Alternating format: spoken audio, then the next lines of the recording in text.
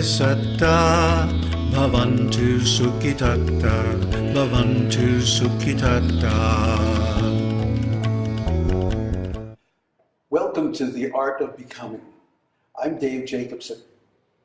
Today we're going to talk about palingenesis and enlightenment. Palingenesis or palingenics is an old word. It comes from theology and it basically means being born again. So we're going to change the meaning a little bit to fit better with the teaching of the Buddha on which our palingenics is based. So I'm going to go through the Buddha's science of becoming, the Buddha's deep understanding of how we become what we are. Palingenics is an old subject. There's nothing new in palingenics at all. In fact, the most ancient dream of humanity is to go to another world where everything is better. And this is the fundamental dream of religion, even of science, of politics, and so many things. But somehow it all gets confused when the intention to better ourselves through regeneration collides with religious dogma.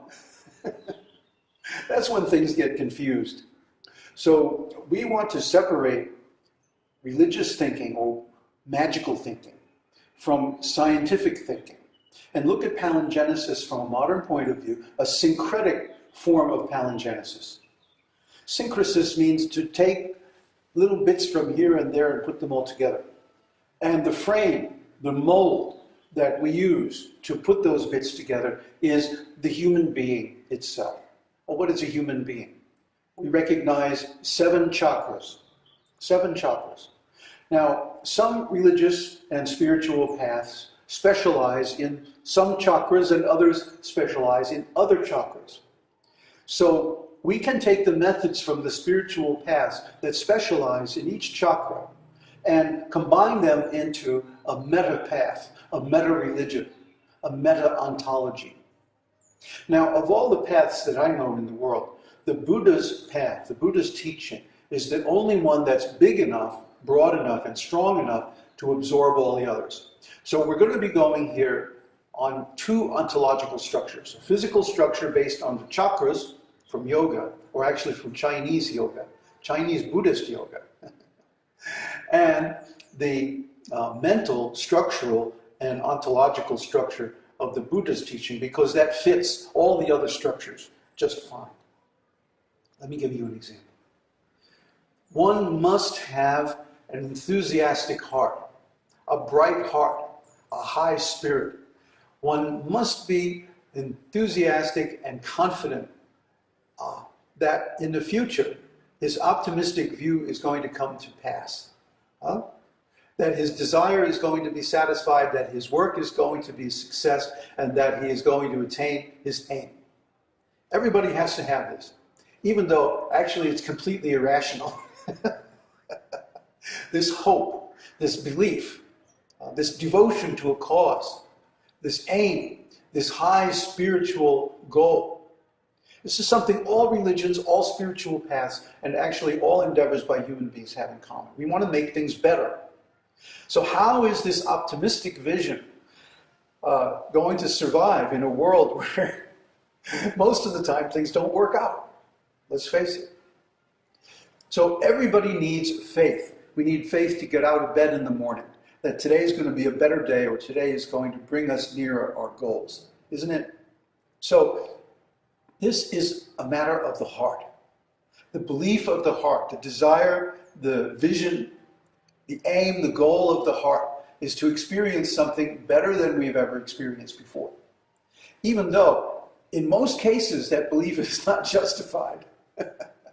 And in the majority of cases, certainly, people fail to attain their goals. But still, palingenics as a belief system, palingenics as a religion, palingenics as a devotion, a cause that we serve, brings us closer to the day when we can actually realize those dreams. And that's the religious part, that's the emotional part, the aesthetic part of palingenics. Palingenics also has a physical part. And we draw that physical part from Chinese Buddhist yoga. Esoteric Chinese yoga is about becoming what we aim to be. And it creates a very tangible physical foundation for that becoming through sexual cultivation, energy cultivation, and movement cultivation. These three things, the sex center, the energy center, and the moving center, are called the triple warmer in Chinese medicine. And these three centers, the first three chakras, are the physical part of our being. The heart chakra is the emotional part of our being. And sometimes the throat chakra, the voice. And then the voice and the intellect are the intellectual part of our being. And of course, the crown chakra represents the function of enlightenment, or implements the function of enlightenment. So what does all this have to do with enlightenment? Well, you might make an example that enlightenment is climbing up a ladder to the roof. Once you get onto the roof, you don't need the ladder, you can throw it away. But that ladder, and every step of that ladder, is necessary condition for reaching the top. In logic, this is called necessary but not sufficient. Each step in and of itself will not get you to the top. But when you put them together in a certain way, then you can get to the top. And once you get to the top, you don't need the ladder at all. You're there. So Palingenics and the Buddha's teaching is a set of steps put together, the Eightfold Path, that results in enlightenment.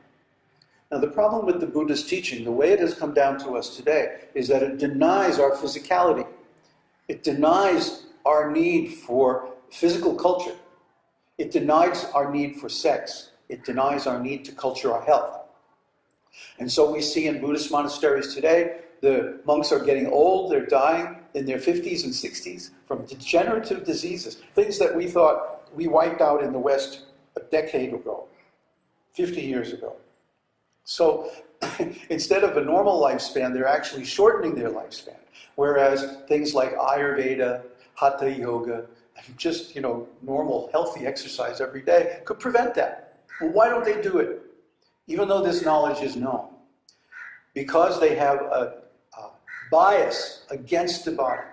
So Buddhism, such as we know it today, and especially Theravada Buddhism, which is terribly philosophical, but not very practical, is limited by, it's weakened by this bias toward the mind and against the senses. And similarly, paths like Shaolin Qigong are also biased the opposite way. They're biased more toward the physical body and less toward the mind and spirit. And then in the middle you have the emotions, which have to find some kind of devotional faith, something to look forward to, even though it might be irrational, even though it might be ignorant in the ultimate philosophical sense. From the practical day-to-day perspective, you can't live without it. So Palingenics incorporates all these different aspects of spirituality, these different views on spirituality, in a framework based on the human being, the human body, the 7 chakras, and tries to put together a compatible system or network or repertoire, collection of paths that addresses every side of human beingness. For example, we need money. That means Palingenics also includes studies of economics, leadership, business administration, and so on. Why? Because in these days, you can't depend on jobs. Everybody's going to have to become an entrepreneur. Maybe in the future we're going to have guaranteed income, but we're not there yet. Meanwhile, we have to take care of ourselves. And so with the internet, everyone can become a publisher, everyone can become a business person, everyone can have a small business and support themselves, but you need to know how. That part is missing from our education. In fact, the very methodology of learning is missing from our education. And we have a course to cover that too. So in other words, Palingenics is a complete system of courses and hundreds of videos and books and so on to educate you in how to become whatever you want to become. That could be anything. Let's say you're a golfer, you want to become a better golfer. Or you're in a relationship and you want to become a better partner. Or you're in a business and you want to make more money. Or you're a sadhu and you want to make more spiritual advancement. See, all these things are learnable, all these things are doable in a synergenic system where each element supports all the other parts. That's Palingenics, as we know it today. So this advanced view, or this right view, or complete view of Palingenics, is something that escapes the various sectarian views, limited views out there. First of all, every limited view is biased towards something and against something else. So that means it's limited. Its area of competence is restricted to the part it has developed the most. Now, for example, for meditation, no question about it, Theravada Buddhism better than all the rest. But when it comes down to matters of the heart, Theravada Buddhism doesn't have the structure to support it. I mean, metta is very nice, but what about the ordinary day-to-day management of emotional affairs? We need some science behind that. Well, that comes from yoga. That comes from rasa, from bhakti yoga. And then, as I said, the physical work comes from esoteric Chinese yoga. So all these things can work together and help us advance in all directions simultaneously, because all directions of progress lead to enlightenment. So I'm going to talk a little bit today about something that the Buddha said, which is the key to enlightenment, the key to becoming, the key to advancing our lives in every department. When phenomena manifest themselves to the ardently meditating Brahmin, then all his doubts get dispelled, since he knows the causal law.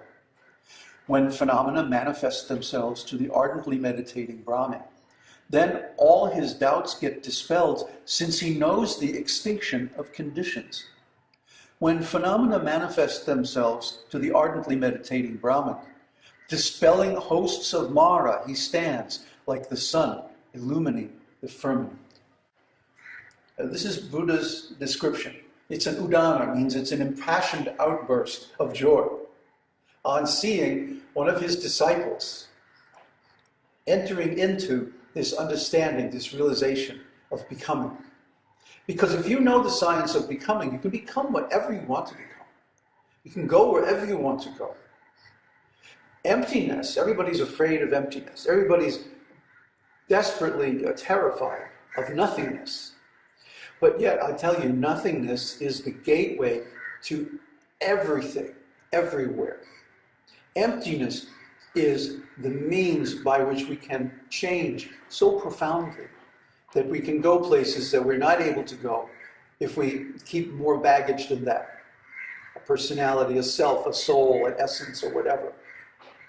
So by entering into emptiness, by entering into nothingness, we actually open up the path of becoming to its full possibilities. So I want to introduce you to that process of becoming. It's called dependent origination, dependent arising, dependent co-arising, or paticca samuppada, which means conditioned co-arising. Paticca samuppada is the key to the Buddha's teaching. It is how we become enlightened. It's all well and good to know what enlightenment is and all about the body and the mind and all that stuff. Or even what is siddhanta, what is nibbana, all these things. If we can know them, this is very good for us, but it's not going to help us realize them unless we change our being. Because the being of nibbana is not the same as the ordinary being. And it's not either being nor non-being. It's very, very transcendental. So, to understand this, we have to first master the process of being and becoming. Becoming allows us to be whatever we want to be. And once we have confidence that the process of becoming works and how to utilize it to become whatever we want to be, then we can become an enlightened person, a bodhisattva, an arhat, even a Buddha. So the only difference between a Buddha and a bodhisattva is the Buddha has realized the complete truth of enlightenment on his own, without anyone's help.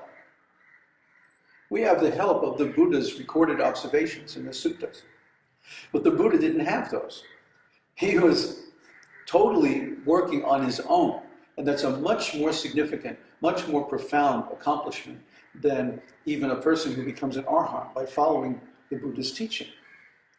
So anyway, enlightenment is the same. Emptiness is the same. Nothingness is the same. The same nothingness that the Buddha realized, the same emptiness that the Buddha saw under the bo tree is the emptiness that we see when we go into deep meditation. So we're going to talk about all these things in a framework that allows you to actually apply it. And you can begin immediately to change your being and change the way that you respond to being in everyday life. And of course, this is going to improve your situation. So please stay with us. Watch the next episodes of this series where we go into the details of the process of becoming paticca samuppada. Sabbe satta bhavantu sukhitatta bhavantu sukhitatta.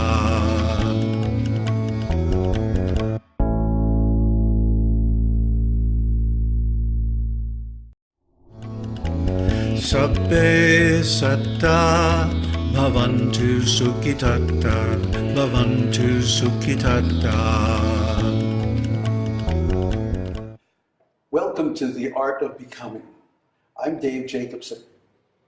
Today we're going to talk about palingenesis and enlightenment. Palingenesis or palingenics is an old word. It comes from theology and it basically means being born again.